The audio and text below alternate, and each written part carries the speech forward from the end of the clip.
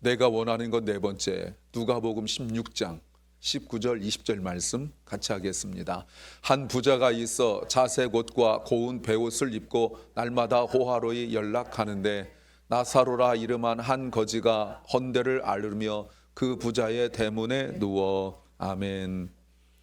제가 오늘도 하나의 그림을 보여드리고 시작할게요. 자, 그림 봅시다. 어떤 그림입니까? TV 앞에 엎드려 있는 한 아이와 그리고 책 읽는 한 아이가 보이는데, 지금 보이는 것은 무엇이냐면 그 그림자예요. TV를 엎드려 보는 아이에게 있는 그림자는 그의 뒤까지 계속 뭐가 보이냐면 TV의 그림자가 보입니다. 영향력이지요. 그 아이의 모든 인생에 어떤 영향력이냐면 TV로 말미암은, 텔레비전을 보는 것으로 말미암은 그 영향을 말하고 있습니다. 거기서 보여주는 대로, 거기서 제시하는 대로 그의 아이의 인생이 그대로 그 영향 속에 있어요. 그런데 보십시오. 책을 읽는 아이의 그림자를 보십시오.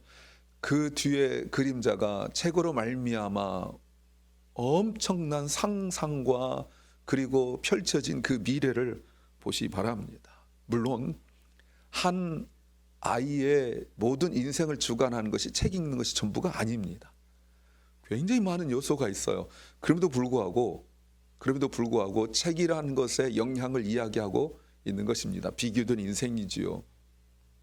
물론 TV 보는 아이가 더 똑똑하고 더 금수저일 수도 있고 뭐 배경도 좋고 이럴 수 있어요. 그런 것들을 지금 그것까지 어른들 시각으로 보자는 것이 아니라 단순하게 지금 보자 이 말입니다. 여러분, 제가 목사가 되어서도 또 많은 목사님들이나 학교에서나 강조하는 것이 바로 책 읽기지요. 목사님들이 기도하고 말씀 연구하고 설교 준비하고 중요해요. 목회, 신학 이런 거 굉장히 중요한데 그 근간을 이루고 있는 게 바로 독서라고 말할 수 있어요. 제가 종종 목사님들한테 이렇게 상담을 받을 때 제일 많이 하는 것이 무엇이냐면, 목사님 설교가 늘질 않아요. 설교 방법 좀 가르쳐 주세요. 그런데 여러분, 저도 처음에 세미나도 하고 뭐 목사님들한테 이런저런 거 굉장히 많이 가르쳐 주고 노하우를 가르쳐 주려고 묻어내를 애를 쓰고 이렇게 했는데, 물론 저도 썩 잘한 건 아닙니다만 그래도 그렇게 도와줄 애를 썼는데 이게 계속 한계에 부딪히는 거예요. 말씀 묵상을 하더라도 맨날 보는 것만 보고 더 이상 발전이 안 되는 거예요. 왜 그랬을까? 제 나름대로 생각해 보니까 그게 가장 큰 것이 바로 독서예요. 독서력이 딸리니까 어릴 때 책을 읽지 않고 그냥 단순히 책 읽는다는 이야기하는 건 아닙니다. 책을 읽고 정리하고 독후감을 쓰고 거기에 대하여 자기의 느낀 점들을 써나가는 이 훈련이 되지 못하니까 목사가 되어서도 뭔가 계속 매일 뭔가 표현해야 되는데 그게 안 되는 거예요. 그래서 목사님들에게 있어서 가장 치명적인 것이 무엇이냐, 바로 그거거든요. 안 되네요. 이게 몸부림쳐도 안 되는 거예요. 그럼 책 읽으면 되는 거 아니냐? 그게 또 안 돼요, 여러분. 왜냐하면 눈에 보이는 게 너무 많아요. 할 것들이 너무 많아요. 지금 TV 앞에 엎드리는 아이처럼 이거 안 보면 안 될 것 같은 막 불안하거든요. 그러니까 목사님들도 사역에 또 뭐 이것 저것에 너무 분주하고 힘드니까 그 짬을 내서 책을 읽을 시간이 없는 거예요. 그런데 이 두 아이만 비교하는 것이 아니라 저는 오늘 두 사람을 또 비교해 보려고 합니다. 오늘 본문이죠. 19절 말씀. 어떤 부자가 있습니다. 그는 자색 옷과 고운 베옷을 입고 날마다 즐겁고 호화롭게 살았다라고 말합니다. 어느 정도 호화로운가? 여러분, 날마다 즐겁고 호화롭게 살았다. 이 표현이요, 성경에 나오는데, 예를 들면 누가복음 15장에 돌아온 둘째 아들 탕자가 돌아왔을 때 아버지가 베푼 잔치를 이야기하고 있는 겁니다. 여러분, 얼마나 굉장하겠어요. 아버지도 큰아들한테 이야기했지만 이 잔치가 어떤 때 쓰는 잔치냐면 호화롭게 살았다, 잔치했다 이 말이거든요. 근데 어느 정도였냐면, 지금 옛날에 배를 타고 나갔다가 배가 파손되어서 거의 죽게 되었다든지, 아니면 전쟁에서 포로로 잡혀가지고 거의 죽게 되었을 그 즈음에 겨우겨우 살아서 돌아왔을 때 그 사람을 축하하고 환영하는 바로 그런 모습을 이야기하죠. 그래서 여러분, 날마다 호화롭고 즐겁게 살고 한 그 파티는 이 땅에서 누리지 못할 파티예요. 그 이 단어가 어디에 쓰인지 아십니까? 하나님께서 하나님을 만나는 그 자리에서 하나님 올려드리는 그 예배, 하나님을 기뻐하고 하나님을 찬양하는 그 자리, 그런 자리에서 드리는 예배예요. 근데 여러분, 이 부자는 날마다 이렇게 했대요. 하나님께서 통치하시고 하나님을 예배하고 하나님을 만나는 그 자리에서 일어날 수 있는 이 잔치를 매일 했다는 거예요. 개츠비도 아니고 매일 이걸 했다는 거 아니에요.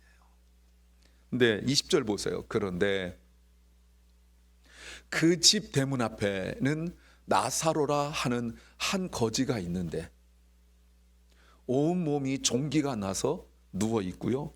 그 다음 보면 심지어 개들이 와서 그 부자 밥상에서 떨어지는 그걸 먹으려 하는데 개들이 와서 그것도 먹어버리고 나사로의 그 종기를 핥았다라고 말해요. 그런데 그냥 단순히 거지가 아닙니다.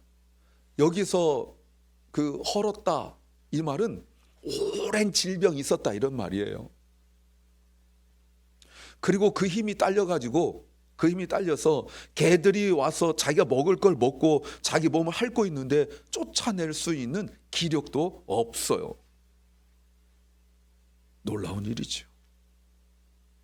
근데 우리가 그냥 이렇게 쑥 너무 잘 알고 있는 이야기에서 지나가게 되는데 여러분, 일부러 그 이름을 이야기하고 있습니다. 나사로란 이름을 이야기하고 있어요. 여러분, 나사로란 이름의 뜻을 보면 기가 막힙니다. 무슨 뜻인지 아세요? God help us. 하나님이 도우신다는 이름이에요. 원래 거지는 아니었을 거라고 생각해요.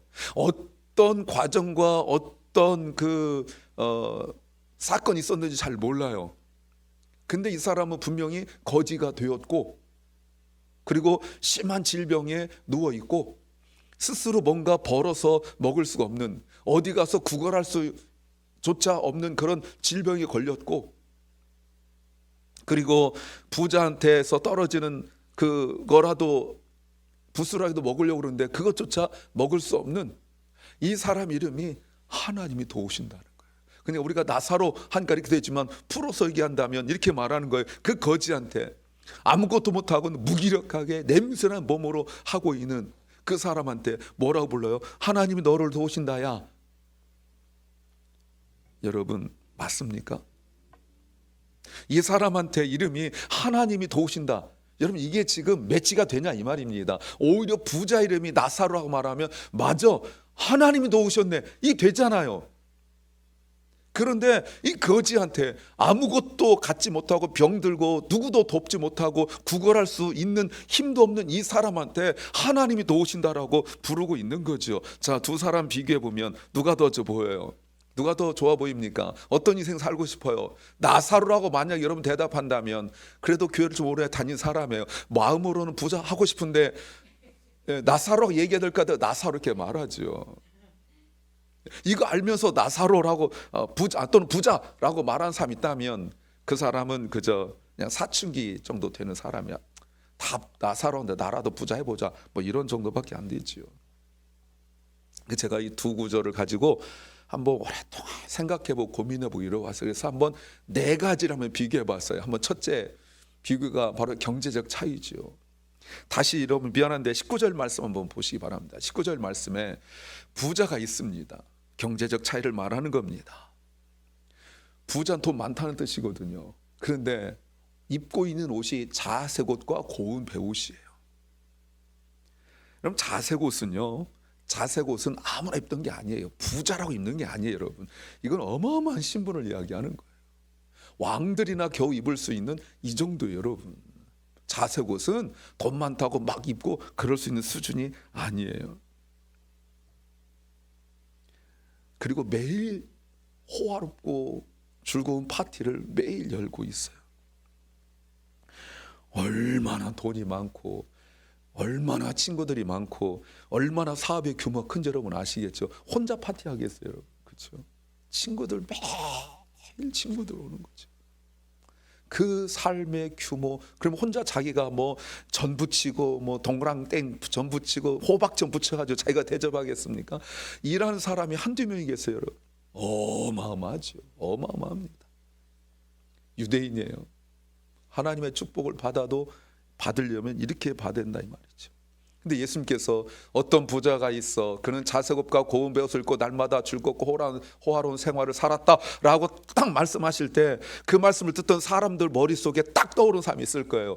헤롯 왕 정도? 네. 그 정도가 아니면 이렇게 할 수가 없어요. 나사로는요, 20절 보세요. 나사로는요, 여러분 경제적으로 보세요. 이런 사람을 부자라고 말할 수 없습니다. 재산 가질 리 없어요. 앞에서는 이렇게 누워있다가 딴 데 가서 돈 가지고 이러지는 못해요. 또 두 번째, 육체적인 상태예요. 보시죠. 나사로는 헐었고 그리고 오랜 질병이 있고 고통스러운 가운데 있어요. 돈이 없으면 몸이라도 건강해야 되는데, 몸이 재산인데 돈도 없고 몸도 아프고, 여러분 얼마나 힘들어요. 이 사람보다 더 힘든 사람이 있을 수 있을까요?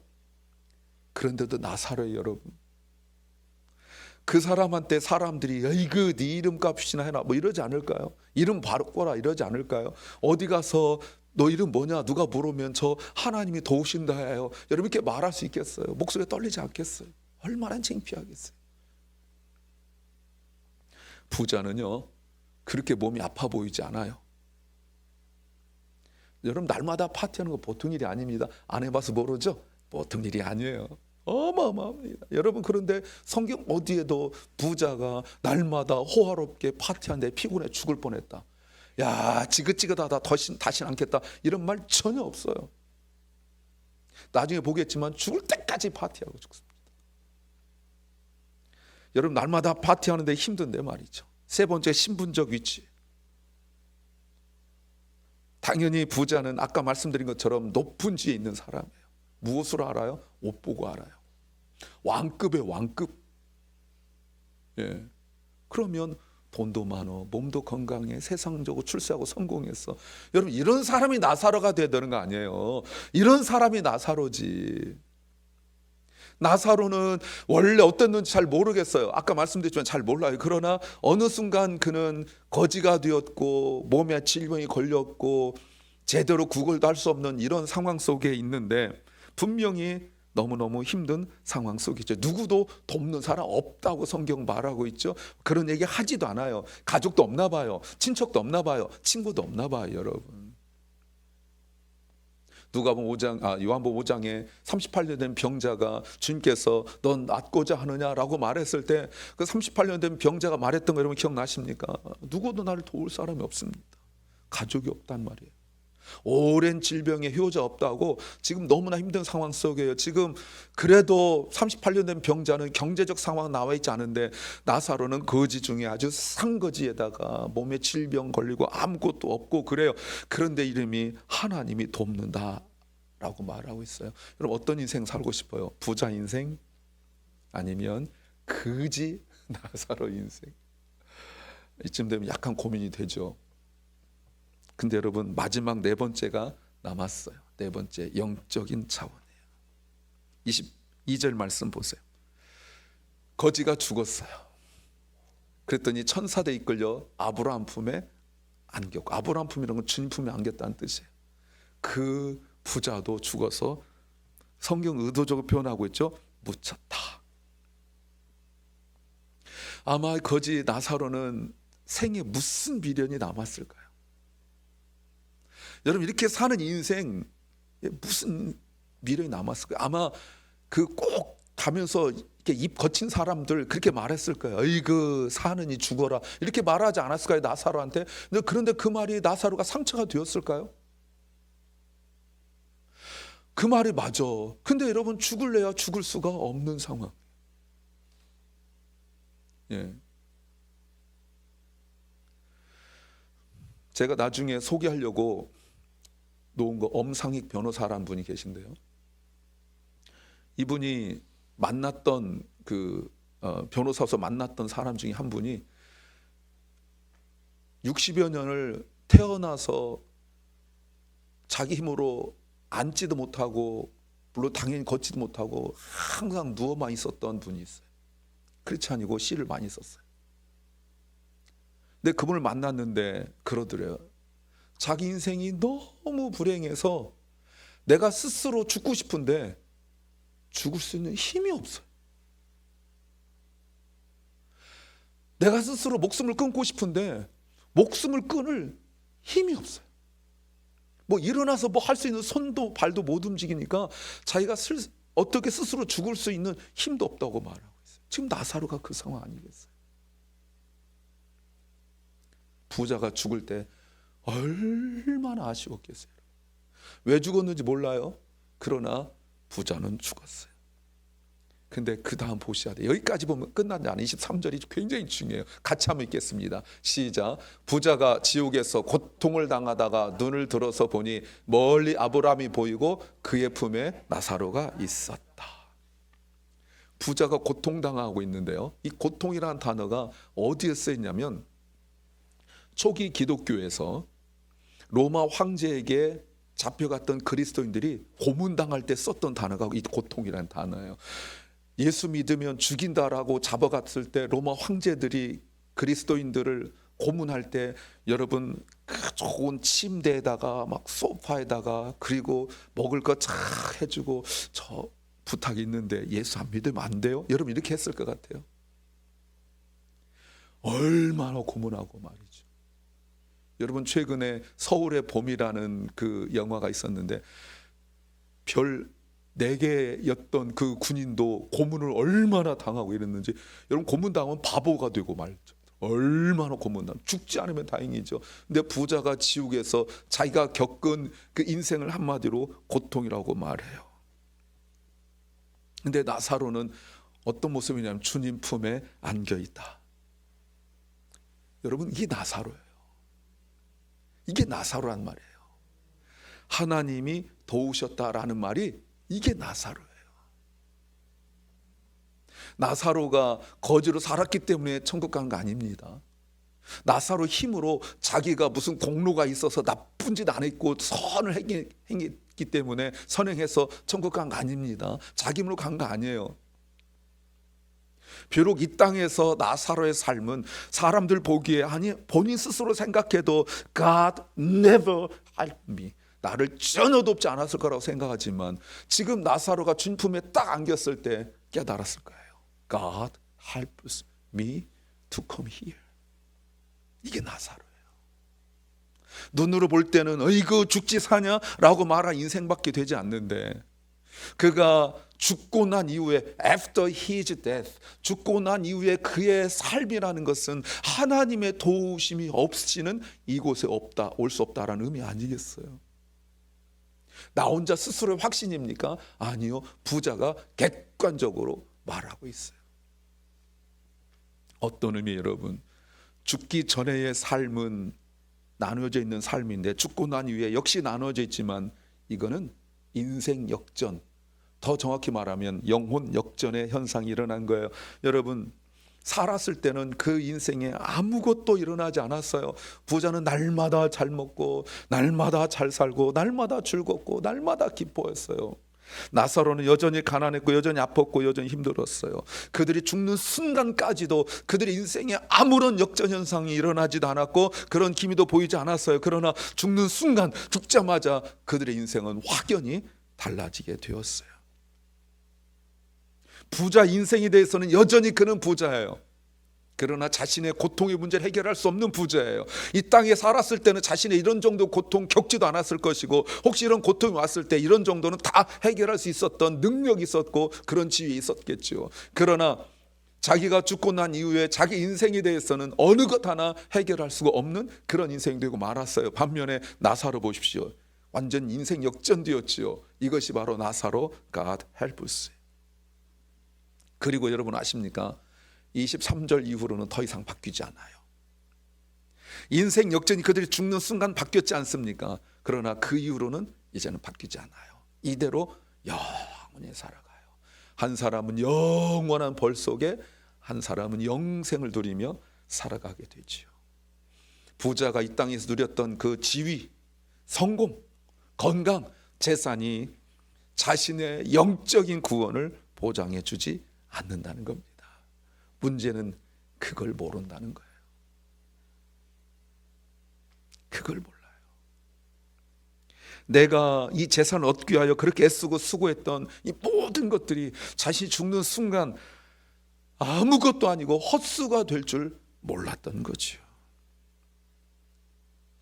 나사로는 물질적으로나 육체적으로나 세상적으로 할 수 있는 것이 아무것도 없었어요. 자기 인생의 유익을 위하여 할 수 있는 일이 아무것도 없었어요. 자기 고통스러운 인생을 극복하기 위한 어떤 노력도 할 수도 없었고, 또 그럴 능력도 없었고, 그럴 힘도 없었고, 돕는 사람도 없었어요. 자신의 이름조차 저주스러운 이름이 될 정도로, 하나님 나를 돕는다는 나사로란 이름이 저주스러운 이름이 될 정도로 그는 아무것도 할 수 없었고, 성경에 기록된 이 땅에 살아가는 동안 나사로가 보여준 모습은 무기력하고 무능력하고 아무것도 할 수 없는, 자기 인생에 대하여, 자기 몸에 대하여 아무것도 할 수 없는, 귀찮게 하는 자기들께 가까이 오는 개, 이 개는 들개예요. 부잣집 개가 아니라 들개, 돌아다니는 개인데 그 개가 와서 자기가 핥고 있는데, 여러분 그것이 쫓아낼 목소리도 없고 힘도 없는, 아무것도 없는 정말 수동적 패시브한 인생을 살았어요. 그런데 그는 천국에 올 수 있는 믿음을 가지고 있었죠. 다만 사람들 눈에 보이지 않았어요.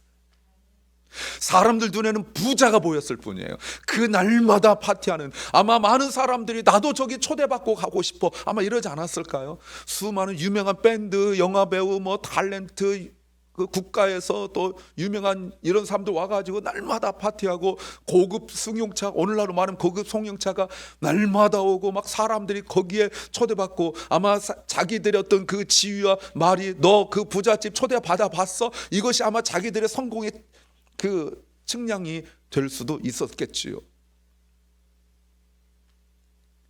나사로는요, 죽을 때까지 거지였어요. 나사로는 죽을 때까지 가난했어요. 나사로는 죽을 때까지 병들어 있었어요. 누구도 God help us라고 말할 수 없어요. 근데 부자 보십시오. 자신이 가졌던 재산, 세상적 지위, 성공이 이런 영적 결과를 맞이한 것에 대하여 아무것도 하지 못한다는 것에 대한 절망이죠. 심지어 나중에 보시면 자기에게 형제 5이 있는데, 자기가 지옥 가서 보니까, 예전에 말씀드렸죠. 이 땅에서 잘 모르는데요, 지옥 천국 가면 누가 지옥 올지 다 알아요. 지금 먼저 우리보다 세상 떠나서 지옥 가신 분들이라고 해야 되나요? 하여튼 지옥 간 그 사람들은 누가 지옥 올지 다 알아요. 그래서 여러분, 그 부자가 아브라함에게, 주님에게 부탁을 해요. 무슨 부탁은 여러분 아세요? 나사로한테 손끝에 물을 찍어 나 좀 주세요. 여러분, 이런 부탁할 줄 알았겠어요, 여러분, 부자가? 근데 그게 거절당합니다. 그 기도라면 기도인데 거절당해요. 그래서 나사로를 살려서 내 형제 5명에 보내서 그들은 지옥 오지 않게 해주세요. 여러분, 그 부탁해요. 그것도 거절당해요.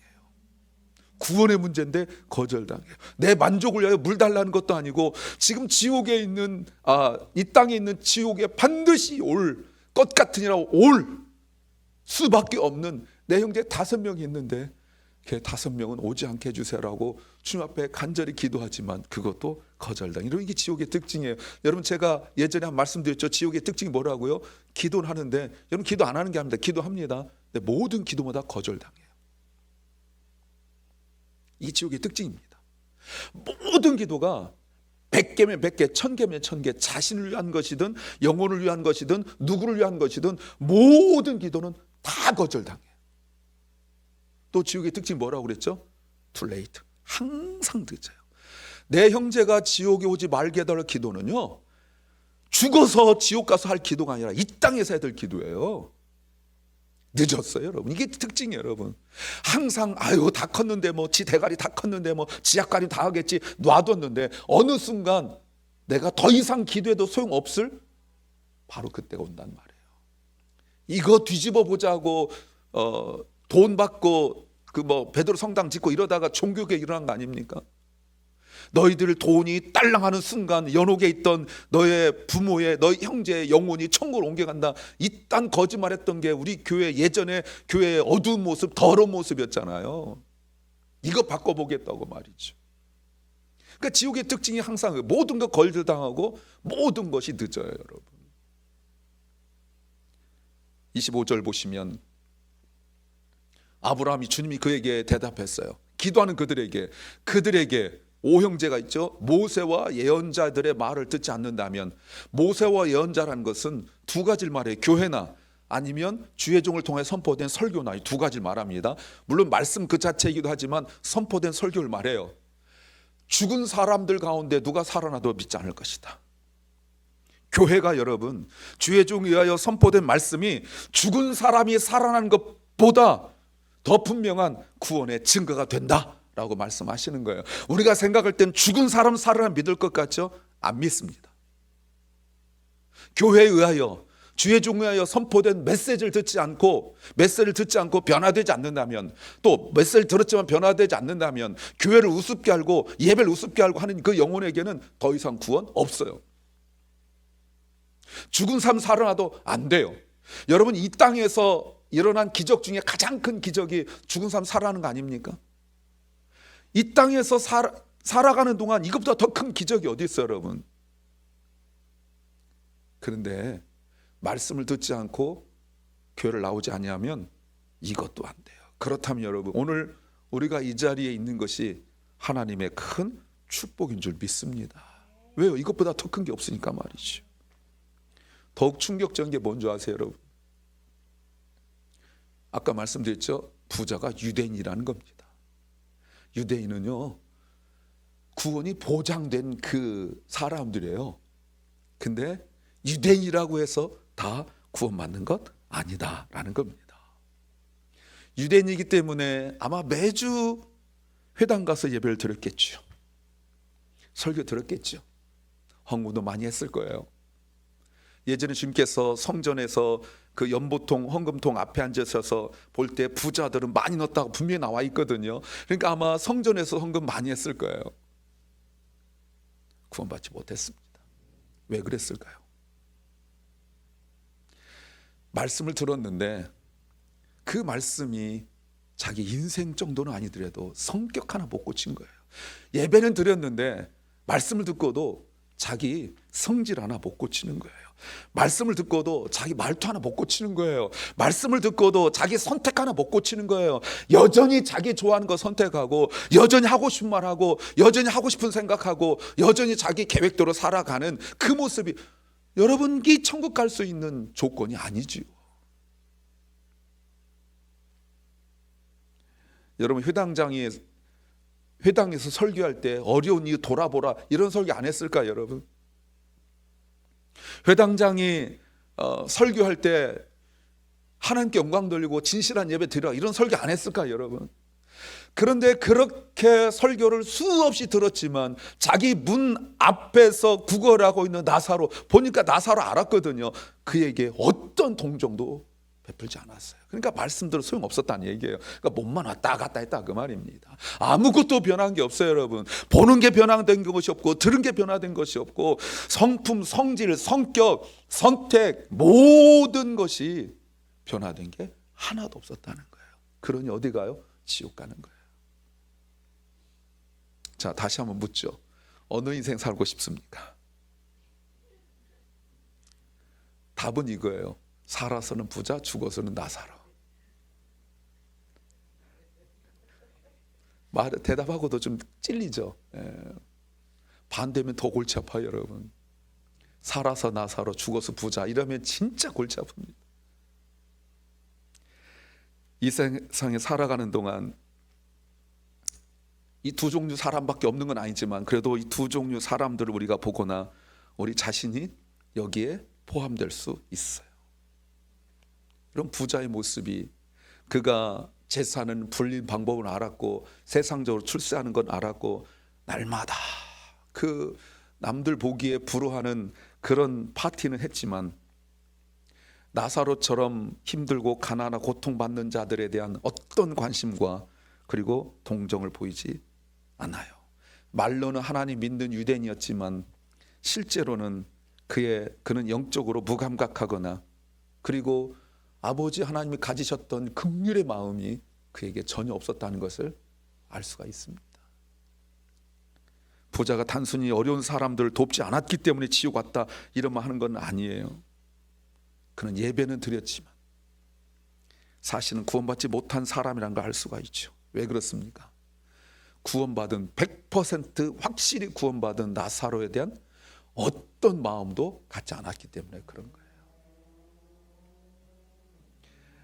신앙적 관점을 보면 영적 성장과 구원이 물질적 성공보다 중요하다는 걸 우리가 알 수가 있죠. 사랑하는 여러분, 이런 것을 마태복음에서 이렇게 말할 수 있습니다. 마태복음 20장 16절에 나중된 자로서 먼저 되고 먼저 된 자로서 나중되리라. 누가 봐도 부자는 먼저 된 자예요. 근데 나중된 거예요. 누가 봐도 나사로는 나중된 자예요. 그러나 먼저 된 자라고 말할 수가 있죠.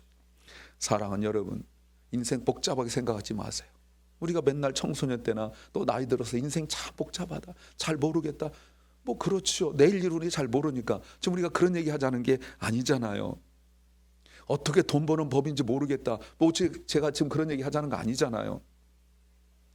자신의 영적인 상태, 이거를 알아야 된다는 것입니다. 왜 주님께서 갑자기 부자와 나사로 이야기한지 여러분 아세요? 말로는 거룩하게 말하고 사람들 보기에 바른 신앙생활 하는 것처럼 보이는 바리새인들에 대하여 사실은 돈만 밝히는 사람들한 것을 보여주기 위하여 말씀하시는 거예요. 바리새인이라는 그 지위가 구원을 보자 하는 것 아니다 그 말입니다. 목사라는 이 지위가 구원을 보자 하는 거 아니다 그 말입니다. 구원받은 사람의 특징이 무엇이냐면 특징을 말하는 거예요. 많고 많은 특징, 온전한 예배, 기도, 찬양, 헌금 이런 걸 말하는 것이 아니에요.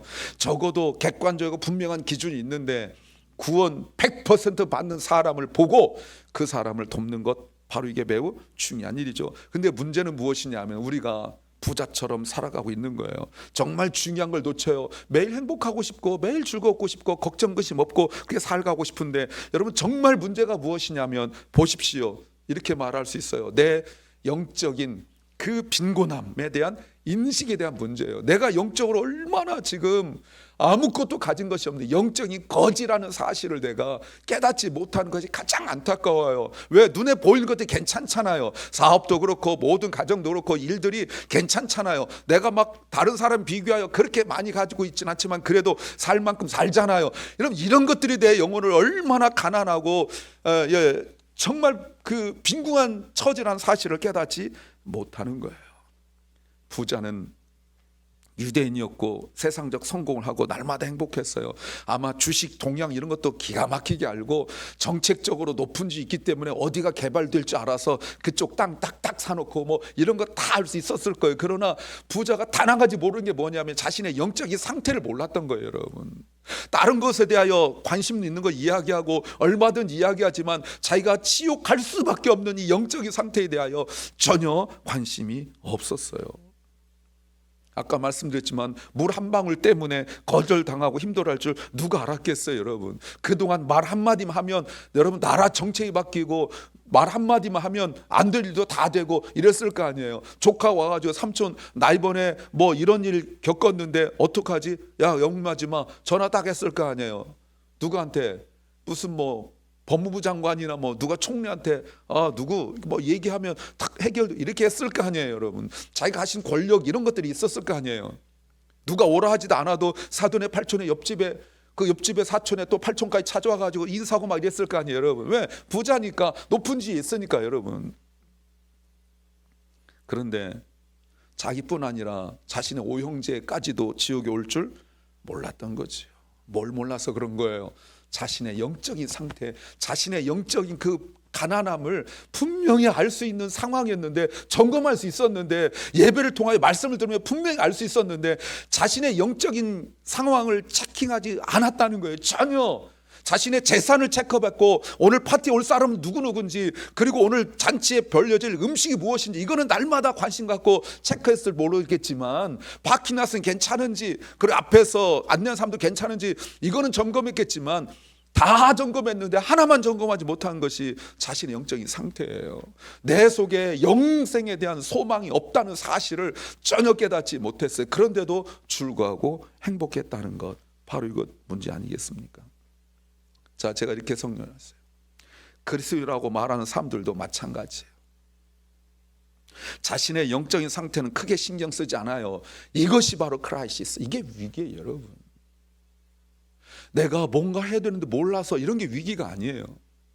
내가 사업적으로 압박을 받아, 이게 위기가 아니에요, 여러분. 진짜 위기는 무엇이냐면 자신의 영적인 스피리추얼 컨디션에 대하여 전혀 관심이 없고 돌볼 생각도 없는, 바로 그것이 위기라 이 말입니다. 밥 한 끼 안 먹는다고 죽는다고 말하면 좀 심하지만 하여튼 힘들 수 있어요. 저는 하루에 여러 끼 먹는데 한 끼만, 그 중에 여러 끼 중에 한 끼 안 먹어도 계속 입에 달고 살아. 아 배고파, 아 배고파, 이러고 돌아다니거든요. 배고픈 건 체크하는데, 내가 오늘 옷 입은 게 괜찮은가, 이건 체크하는데, 오늘 뭐 입을까 이렇게 옷 보고 체크하고 뭐 이렇잖아요. 이런 거 다 하는데 뭘 체크 안 하냐면 내 영적인 상태를 체크하지 않는 거예요. 내 영적인 상태를 체크할 수 있는 매우 중요한 걸 주님이 가르쳐 주세요. 마태복음이에요. 25장 31절 46절, 길지만 한번 볼게요. 인자가 자기 영광으로 모든 천사와 함께 올 때에 재림입니다. 자기 영광의 보좌에 주님께서 앉으세요. 그리고요, 모든 민족을 다 모으고 각각 주님이 구분하는데 목자가 양과 염소를 구분하는 것처럼 구분하세요. 33절, 그리고 오른편에 있는 양은 오른편에, 염소는 왼편에 딱 두어요. 근데 이게 잘 몰라요. 이게 사람이지 진짜 양과 염소를 말하는 건 아닙니다. 구분해요. 근데 아직은 잘 몰라요. 34절, 왕이 오른편에 있는 사람들에게, 양들이죠, 내 아버지께 복받을 자들이여, blessed, 복받을 자들이여, 나와 창세로부터 너희를 위하여 예배된 나라를 상속받으라. 35절, 이유를 말씀하세요. 내가 배고팠을 때 너희가 먹을 것을 주었고, 내가 목마를 때 마시게 하고, 나그네 됐을 때 영접했다. 36절, 내가 헐벗을 때 옷을 입혔고, 병들었을 때 돌아보았고, 옥에 갇혔을 때 와서 보았다. 37절, 그때 오른쪽에 있는 의인들이 됐죠. 이제는 양이었거든요. 오른편 산자들에게 그들이 말하기를, 주여 우리가 언제 주님의 배고프신 것을 보고 대접하였으며 목마르신 것을 보고 마시게 하였나이까. 8절, 어느 때에 나그네 되신 것을 보고 영접하였으며 벗으신 것을 보고 옷 입혔나이까. 39절, 그 어느 때에 병드신 것이나 옥에 갇히신 것을 보고 가서 배웠나이까 하리니. 주님이 설명하세요. 왕이 대답하여 가로되 내가 진실로 너희에게 이르노니 너희가 여기 내 형제 중 지극히 작은 자 중 하나에게 한 것이 곧 내게 한 것이다. 주님이 숨어 계셨던 거예요.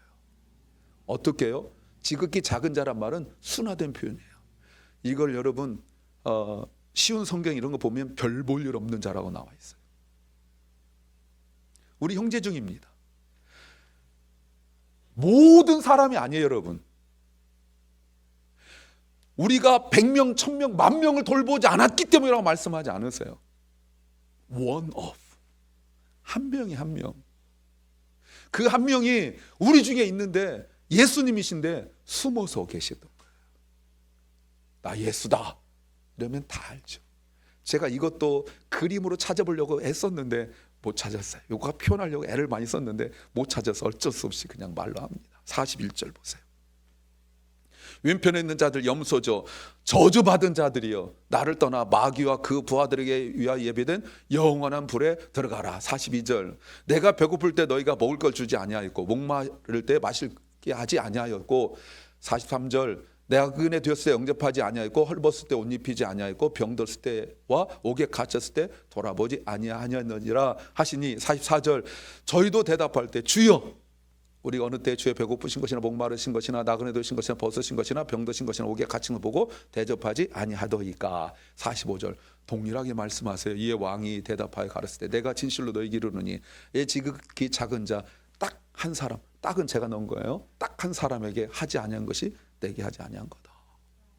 46절, 저희는 영벌에 의인은 영생에 들어가리라.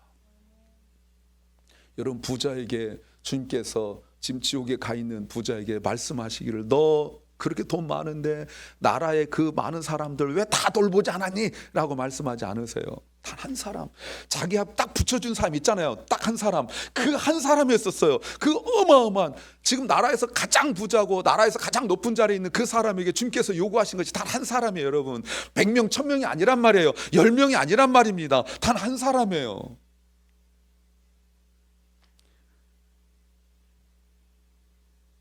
예수님이 변장하고 오신 거예요. C.S. 루이스도 그렇게 말했습니다. 예수님이 이 땅에 오실 때 변장하고 오셨어요.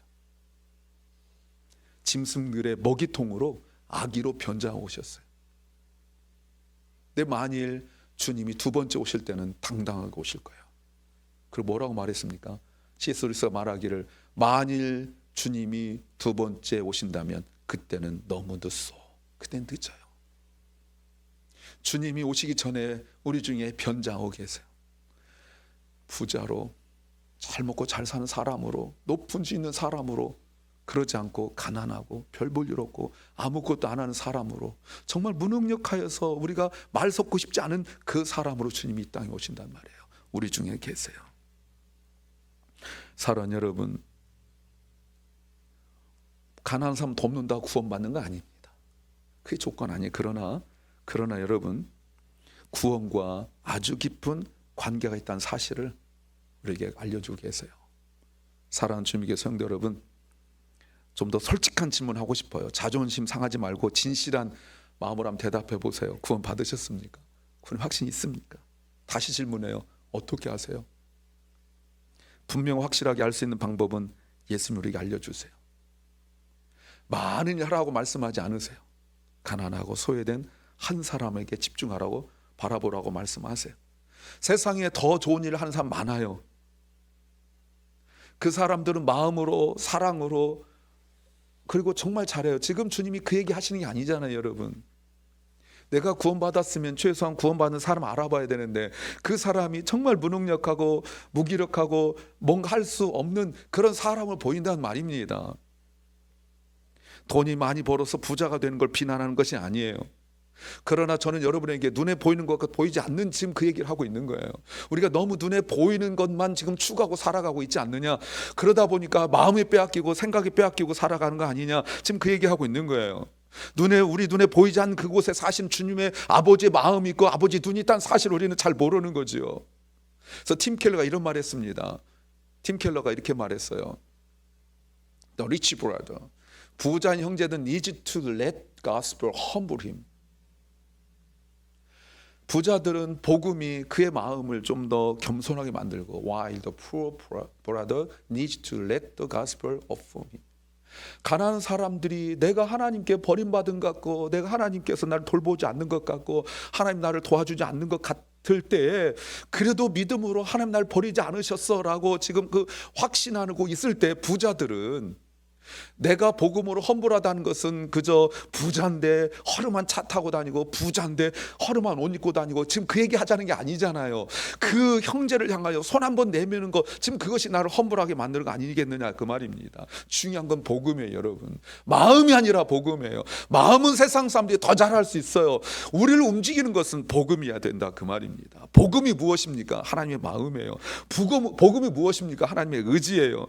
그래서 우리가 복음을 알아야 헛된 인생 살지 않아요. 복음을 알아야 내가 물질, 재산, 돈 버는 것에 마음을 빼앗기지 않고, 내가 봐야 될 영혼 바라보고 내가 그 사람들 돌보는 거예요. 내가 복음을 알아야 구원을 받고 영생 알고 지옥에 가지 않고 천국에 가는 거예요. 그래야 내가 진정한 예배 드릴 수 있어요. 복음이 아버지를 향하여 바라보게 하고, 아버지가 바라보는 곳에, 아버지 바라보는 사람에게 우리가 마음이 있고 보게 되는 것입니다. 그때 그곳에서 우리가 하나님을 만나게 될 줄로 믿습니다.